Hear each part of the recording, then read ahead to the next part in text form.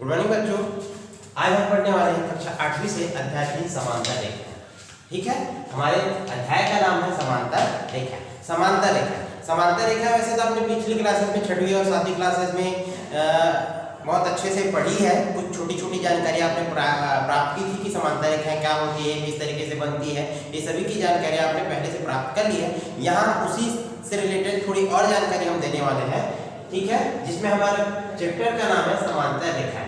यहाँ मैंने पहले से लिख दिया और महत्वपूर्ण परिभाषा समांतर रेखा। पहली परिभाषा हमारा है समांतर रेखा, जो हमारे पाठ का नाम है समांतर रेखा। अब समांतर रेखा होती क्या है बताना चाहूंगा मैं। समांतर रेखा होती क्या है?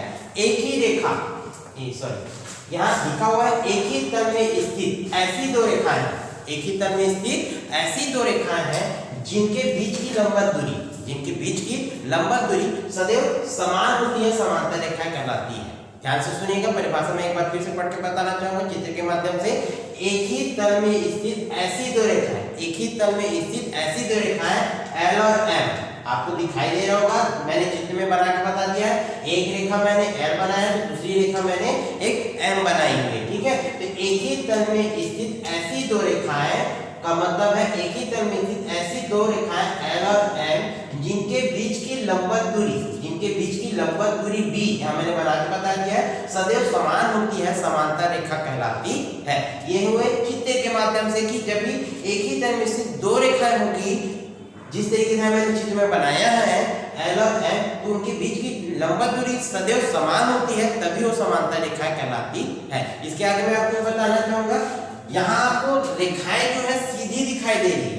ठीक है, तो समांतर रेखाओं में क्या होता है, जो दो रेखाएं होती हैं सदैव सीधी चलती है, एक दूसरे को कभी प्रतिच्छेद नहीं करती है। ठीक है, यदि हम यहाँ चित्र बना लेते हैं, एक सीधी रेखा L और एक तिरछी रेखा मैं यहाँ ले लेता हूँ M, तो यहाँ आप देख सकते हैं कि हम जैसे कि रेखा L यहाँ आपको दिखाई दे रहा है और रेखा M आपको दिखाई दे रहा है, तो रेखा M सीधे अगर प्रतीत होती है, जाती हुई प्रतीत हो रही, तो सीधे सीधे वो L को प्रच्छेद कर रही थी। यहाँ ये रेखा समांतर रेखा नहीं कहलाएगी। ठीक है, यहाँ आप देख सकते हैं ये जो चित्र बनाया है मैंने बनाया है L और M के बीच की जो लंबवत दूरी आपको समान दिखाई दे रही है और दोनों रेखा एक दूसरे को प्रच्छेद नहीं कर रही है, तो वहां आपको एक समांतर रेखा प्रतीत होगा।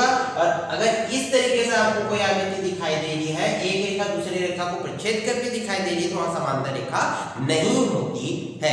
उसके बाद हम पढ़ते हैं समांतर रेखा के कुछ गुणधर्म के बारे में, जिसमें पहला गुणधर्म है एक ही रेखा के दो बिंदुओं पर खींची गई लंबवत रेखाएं परस्पर समांतर होती है।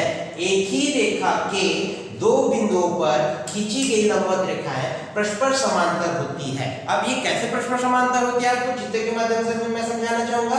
यहाँ आप देख सकते हैं रेखा L दिखाई दे रहा होगा आपको, रेखा L। ठीक है, रेखा L में दो समांतर रेखाएं आपको दिखाई दे रही होगी, रेखा में दो लंबवत रेखाएं आपको दिखाई दे रही होगी। एक रेखा आपको A दिखाई दे रहा है, तो दूसरी रेखा आपको क्या दिखाई दे रहा है, B दिखाई दे रहा है। हमने परिभाषा में क्या पढ़ा है, एक ही रेखा के दो बिंदुओं पर खींची गई लंबवत रेखाएं परस्पर समांतर होती है। खींची गई लंबवत रेखा, लंबवत का मतलब क्या होता है, ऊर्ध्वाधर खड़ी हुई। ऊर्ध्वाधर क्या हो रही है, खड़ी हुई। जो रेखा L पर ऊर्ध्वाधर खड़ी हुई है वो क्या कहलाती है, एक लंबवत रेखा कहलाती है। तो लंबवत रेखा परस्पर क्या होती है, समांतर होती है। ये तो समांतर रेखा का पहला गुणधर्म। दूसरा है आपके पास एक ही रेखा के समांतर दो रेखाएं परस्पर समांतर कहलाती है। तो इसको मैं चित्र के माध्यम से समझाना चाहूंगा। यहाँ देख सकते हैं, आपको स्पष्ट रूप से दिखाई दे रहा होगा रेखा L, रेखा M और रेखा N। मैंने तीन रेखाएं खींची हुई है, उनके बीचों बीच मैंने एक रेखा खींची हुई है जिसका नाम दे दिया गया है T, जिसको हम बोलते हैं तिर्यक रेखाएं। तिर्यक रेखा का मतलब क्या होता है, जो तीनों रेखाओं को प्रच्छेद करके जो रेखा जाती है उसी को हम तिर्यक रेखा या प्रच्छेदी रेखा कहते हैं। यहाँ पर एक ही रेखा के समांतर दो रेखाएं परस्पर समांतर होती है। तो परस्पर समांतर होते तो चित्र के माध्यम से हम समझने का प्रयास करते हैं। जब एक रेखा L के समांतर खींची गई दो रेखा, रेखा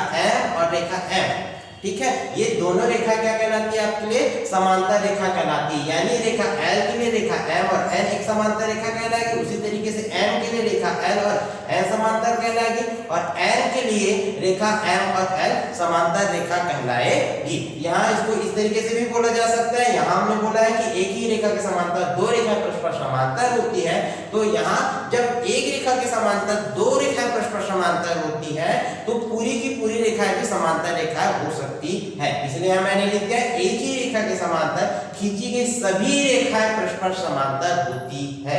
यदि यहाँ आप देख सकते हैं L के समांतर M और N दोनों रेखा समांतर हो सकती है, तो उससे संबंधित जितनी भी रेखाएं हम खींचते हैं वो सभी रेखाएं एक समांतर रेखा कहलाएगी।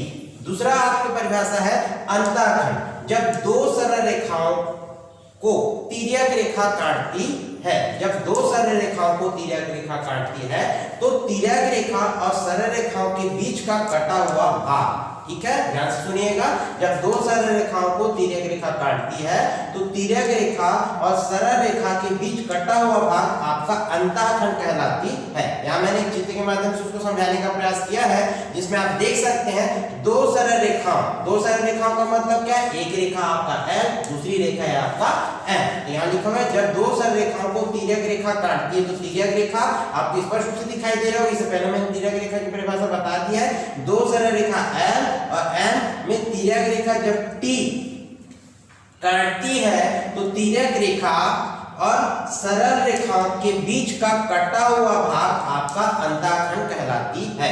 यहाँ आप देख सकते हैं रेखा L और रेखा M में एक तिर्यक रेखा T लिखी हुई है, खींची हुई है। आप देख सकते हैं दोनों रेखाओं के बीच का कटा हुआ भाग एक है आपका B और दूसरा है आपका A। तो ये दोनों जो भाग कटा हुआ भाग है वही इन दोनों रेखाओं के लिए अंतःखंड का कार्य करती है। अतः हम बोल सकते हैं कि रेखा L व M का अंतःखंड AB होगी। ठीक है, ये आज का टॉपिक था हमारा समांतर रेखा के तत्व के कुछ गुणधर्म के बारे में और अंतःखंड के बारे में। इससे संबंधित हम बहुत सारे प्रश्नों को हल कर सकते हैं।